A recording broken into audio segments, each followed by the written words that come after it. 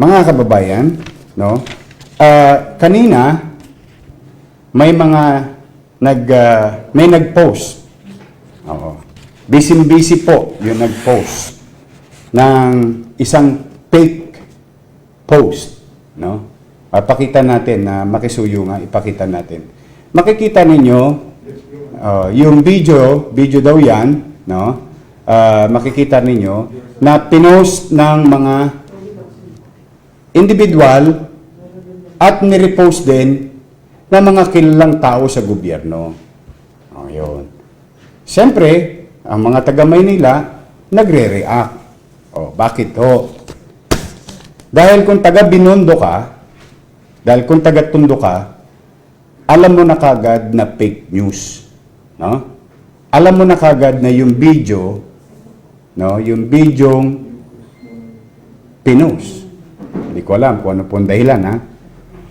Yung bidyong pinost ay lumang video. Sa totoo lamang, ito pong bidyong ito na pinopost ng isang netizen, gusto ko lang ipaalala, hinahanap na po ng alagad ng batas ng Cybercrime Division yung taong nag-post ito at mga nag-repost ito kung meron silang violation under cybercrime law. No? Hinahanap na po ngayon at medyo may natuntun po kaming isa. Malayo-layo po. Bandang southern part of the Philippines. Hindi ko po alam anong dahilan. Bakit ang isang taga-southern part of the Philippines magpo-post ng video sa Maynila na hindi naman siya taga-Maynila? I don't know.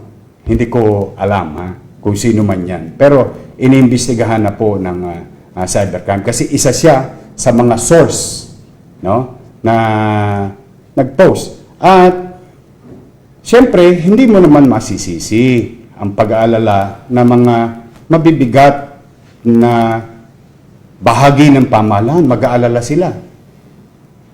No? Matataranta ang taong bayan. Kasi lahat nagsasakripisyo, tayong lahat nagsasakripisyo, tapos papayagan ba ng lungsod itong ganitong sitwasyon sa Divisoria. No? Ngayon, mabuti na lamang, marami ring netizen na katulad ninyo. Marami. Ang nag-post ng picture din na hindi totoo yung sitwasyon. Na yung video ay lumang video na in-upload. At kung titingnan ninyo, maski yung dalawang malalaking tao sa gobyerno, ay nakita nila na they're using the same post with the different dates as they claim. Pero ito po ang kabutihan dyan. May buti pong dinudulot yan. Alam niyo, misa ng mga pagsubok sa buhay, Jet, may pagsubok sa buhay, meron din buting dinudulot. Bakit to? Lumalabas tuloy ang totoo. Bakit to? Nagalit to mga taga-Maynila. Yung mga taong tunay nakakakita ng sitwasyon sa Divisoria. Okay? Nagreposo sila na hindi totoo. At hinihikayat ko yung mga taga-Binondo. Hinihikayat ko yung mga taga-Binondo. Hinihikayat ko yung mga taga-Tondo sa area na yun. Kayo po ang mag-post kung masama po ang sitwasyon sa Divisoria. Pero, humingi na po ng pasensya. Ito naman ang buti dyan. Importante naman yun. Yung pag may nagkamali, babangon na lang tayo sa pagkakamali natin. Let's move on. So, let's try to move on. But, I hope this will be a fair warning. Tayo po nasa krisis. Ang kalaban natin, COVID-19 virus. Hindi natin kailangan magturuan, magsisihan. Bakit? Kahit anong gawin ng gobyerno,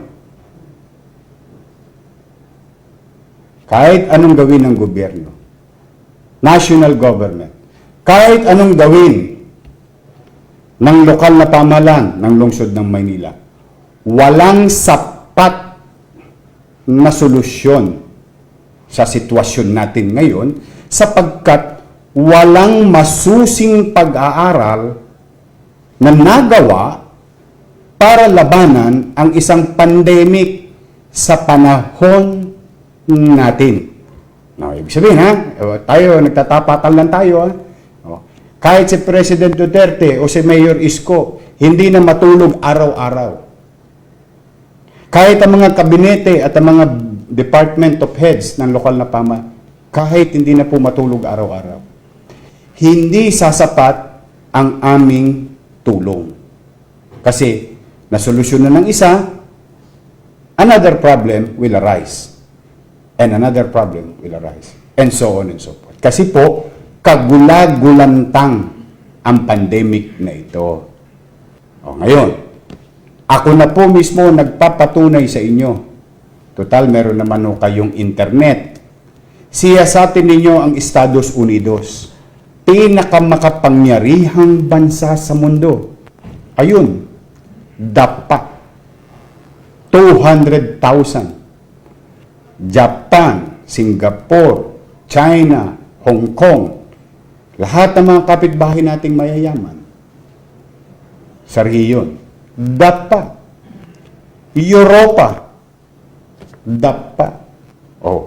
Huwag natin sasabihin na alam dapat ni President Duterte, alam dapat ni Mayor Isko ang lahat ng solusyon o ng mga pinuno sa gobyerno. Ay hindi po, wala po makapagsasabi ng tamang solusyon. Wala po. Pero, ang tanong, meron bang ginagawa ang gobyerno? Yan dapat natin ang tanungin. Ang sagot ko naman, ako po naniniwala dahil marami na pong aksyon, hindi po salita. Marami na pong aksyon ang national government through President Duterte na naitulong sa Maynila. Marami na pong senador ang tumulong sa Maynila. Marami na pong congressman ang tumulong sa Maynila. Marami na pong mga gabinete tumulong sa Maynila. Marami ng mga kumpanya tumulong sa Maynila.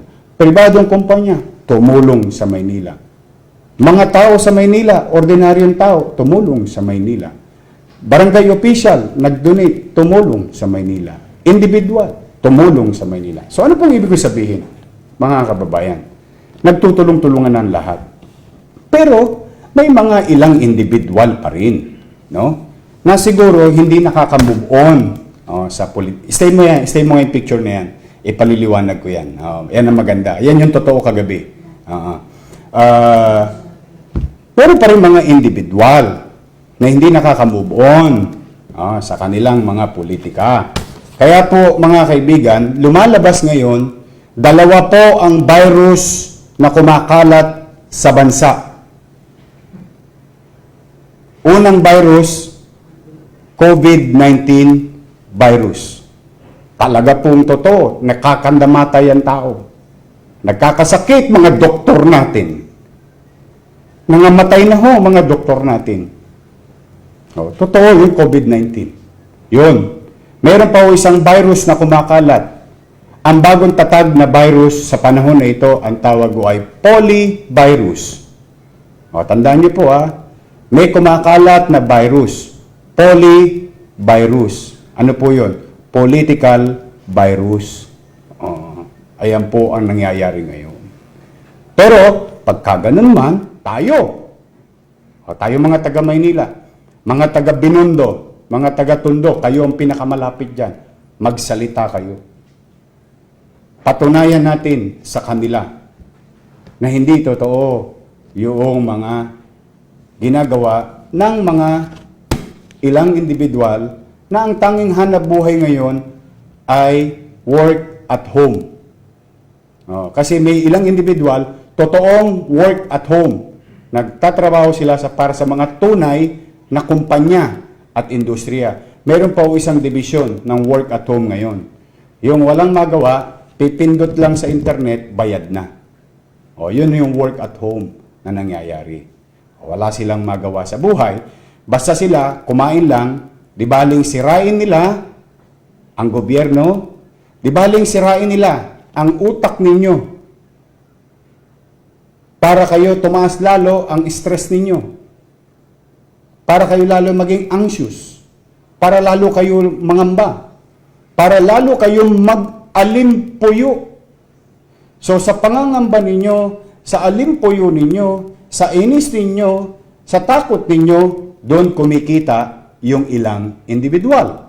Yun ang pinakakain nila sa kanilang bituka at sa bituka ng kanilang pamilya.